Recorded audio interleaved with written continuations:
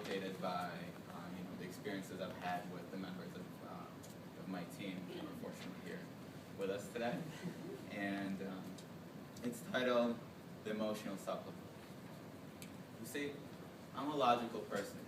Like many in the business school, I've been screened and conditioned to reason and analyze through everything I do. Even on a crazy night out, my mind could automatically ponder the potential for more fun for an additional hour of going out or hour of partying. The constant analysis is going, but strangely my senioritis brought with it an affection for singing, art, and dancing. When my singing teacher instructed me to sing like Carmel and pour awe into my voice, I was confused. To say I was confused would not really describe what I was feeling. But gradually I started realizing the importance of emotions and the importance they have in supplementing the analytical. So after this last year of experimenting with this emotional approach, I now pause to analyze the insights. Bear with me for this scenario. Imagine, I'm sure you've seen two piano players, both perhaps at the same level of experience and years practicing. Yet when evaluated, there's an enigmatic factor. There's something different that makes one better. It's not pure technical mastery or hard work. There's something else the greater artist does. He's better at harnessing some muse, immersing himself in the craft, and captivating the audience's emotions. He wins by capturing an emotional premium in the perception of his skill. This emotional premium does not apply solely to those great artists, but it shines through at every skill and every sector. On the rink, stage, and dance floor, one performance projects and exudes excitement while the other one is bored and desperate to finish quickly. Just get things done. Now, all throughout my classes I've heard the business world is different. The boardroom is different. And yes, the business decisions based solely on emotions can lead to bankruptcies. But I'm not necessarily advocating for managerial hubris or flawed decision-making.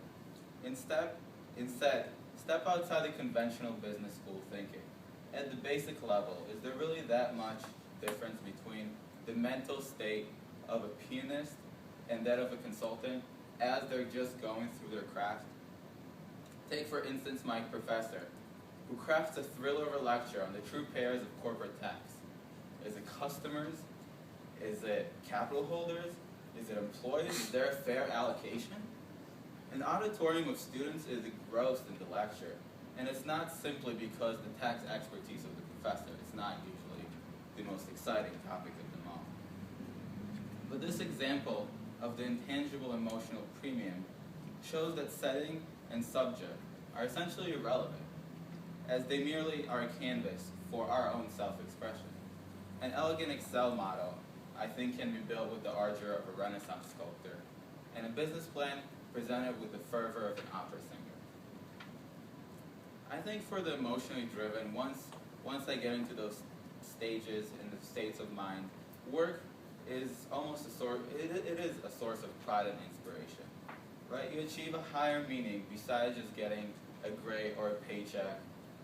Perhaps, to tie it back to Scott's point of view, you snap out of the performance mindset for a little bit. You focus towards the process rather than the product of work. And when examining solutions, the desire to get it done and move on to the next thing, and the myopic struggle to just get the right answer are replaced by more open-minded and creative evaluation. Also, just as analytical reasoning counters rash emotional decision-making, emotions too provide a way to avoid analytical shortcomings. In ambiguous situations, especially ones ethically questionable, our brain can support a just this once mentality.